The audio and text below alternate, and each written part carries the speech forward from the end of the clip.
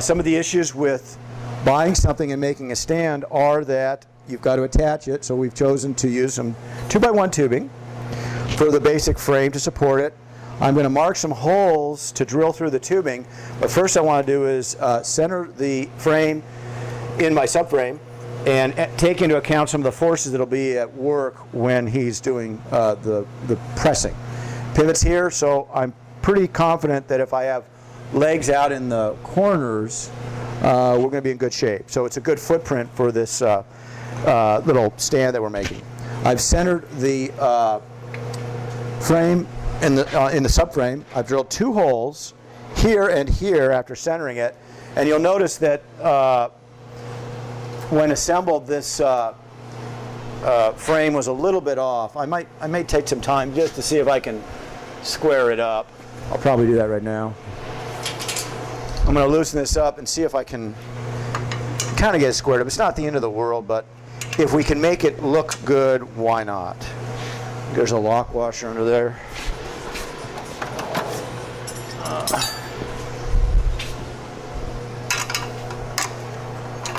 I'm going to loosen this up. If I can go the right way, that would help.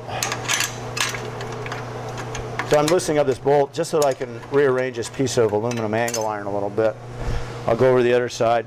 See if I can square it with the frame. It just looks a little bit better. If it's off, it's going to offend my sense of order. Okay, so by making a slight adjustment there, I think I've got that thing pretty well squared up. I'm looking at this line right here. I'm not going to measure it. I just visually, if I can have that looking pretty good, just nominally centered on the tubing, I'm going to go ahead and mark through it. I'm going to use a fine point Sharpie to pass the pen through the hole, make a little circle. I always want to oversize the holes, particularly when you've got a bunch of them that you're going to have to bolt through. So this is a 1/4 hole. I'll probably drill a 3/8 hole. I'm taking it off. I've also marked front and back so that I can reorient this part back in my fixture. There are about 4 possibilities, right? And I don't want to waste any time figuring out which ones they are. So I'm going to put a little punch mark there and there. Going to go over to the drill press. I've already got my 3/8 inch bit in the drill press. It's a very heavy vise, and it will easily stabilize a lightweight piece of tubing with a hole being drilled in at this size. Drilling the second hole. My hand is back here. I'm just trying to resist any rotation that might occur. There's hardly any. As I go through the bottom of the hole, I'm aware of tear out. That's the point of maximum stress for the drill bit. Going to deburr these 2 real quickly. Notice how I turned that grinder off so that it would slow down very quickly. Okay, so now I'm going to put the frame back together. Check to make sure I've got good hole alignment. Yeah, if I'm off, I can always open those holes up, but I think I'm pretty good. Yeah, so that should be, I will use a 1/4 inch bolt going through those 3/8 holes. Notice how I have, I'm working off the square end of the table, and I've used some spacer blocks to hold this apart. So now I'm gonna decide on the height of this table, because now I've got to consider, it's easy to build this 2-dimensionally, but how are we going to build it 3-dimensionally? And there's a couple different ways that we could do it. I think that what we're going to do is going to weld this frame up, and then we'll make the leg frames with a little cross member that'll hold it together, and we'll simply weld that to the underside of this frame. I'm going to block everything up with some copper shims. I think it's the best way to do it. To keep the part off the table for a couple of reasons. The table may be a little bit dirty, don't have time to clean it all, and so this will help to align those 2 parts underneath very precisely. Alrighty. I put these shims about halfway on one piece and halfway. I want this distance from here to here to be more or less the full distance of the tube so it can't rock over. My table's a little bit low in the center, and I know where it's low.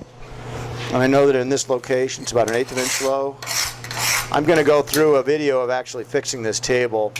I built it about 25 years ago when I really didn't know what I was doing. Now I do. Missing a block there. All right, so now we've got it squared up. It's away from the lines of the table. I try to, if I'm working a lot, I'm trying to keep the part some distance, considered distance off of the fence, so I'm welding the sparks don't land on and stick to the fence. This is about 25 years old, so it's still in relatively good shape. I'll go ahead and clamp. Probably just going to use 3 clamps. Obviously, now we've got a point support here and here, so I'll clamp in between. It doesn't have to be a whole lot of pressure. If you have too much pressure, it'll bend the part, and you may be off a little bit in your weld. So now I'll go over here, and I'm checking this corner right here to make sure that everything's good. It is. Okay, and now I'm going to use a kind of a reach block. I'm sure there are a lot of different names for this. I've got a piece of tubing on one side when I want to impose a pressure like that, but I'm kind of at an angle, so I'm just using a little round punch slug from my iron worker, and I'll use a little bit bigger clamp just to get some force on this. I'll just reach over, and now pretty much ready to weld. Typically we'll weld the unsupported end, which is this one. I'll put a little tack here and there to hold it, then I'll strip out my, I'll clean the table for the final weldment. I'm going to make the first of a series of welds to get this thing tied together. I'll weld the inside corner here, and I'll just weld the outside corner there. I'm holding it with my hand. Now I'm just going to put some tacks around. I'll put one right here, say, and one right on the opposite side of that tube, just to hold it in place. Now I'm going to go ahead and clean the table. There's no reason to have the gauge system in place, and it does, there'll be some flexing, but that weld will bend the tube a little bit. And so I'll put all this away carefully without moving the part. So all of these go back. This is my large shim kit area. I'm going to hang my gauges up. Thusly. Now we'll go ahead and weld this off. I'll probably put a little bit of weld on the outside corners to keep it from torquing. I'll do the inside corners here, I think, and not a whole lot more. This isn't going to be under a whole lot of pressure, this stand. So I'm putting a weld low and kind of walking up. I will burn the corner, not burn it, but I'll add a little bit of weld there. So if I want to grind that, I'll stack some weld there. Now I'll put a nice weld there just to keep it from torquing.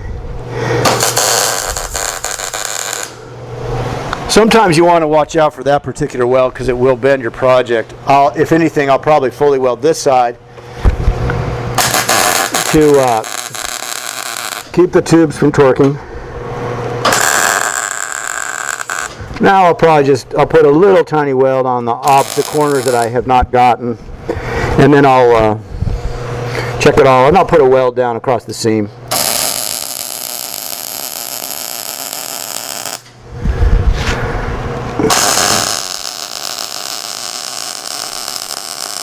I'm conscious of the fact that the corner of the tube has a little bit more material, so I'll try to push that over into the edge of the tube so it won't burn through.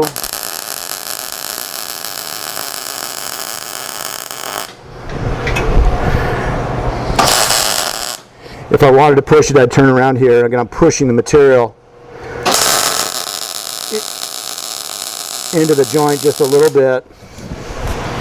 Okay.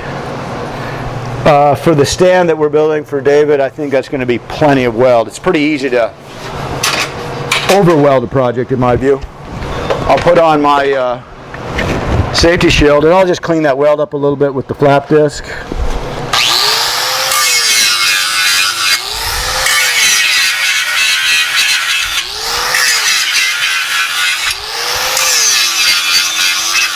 typically on a small project like that, there might be a little bit of a Sharpie there. So I'll unclamp it and I'll deal with that corner by just touching it with the grinder. Again, I'm going to put everything back right away. I don't like working on a dirty table. So now I'll just sand the ends a little bit.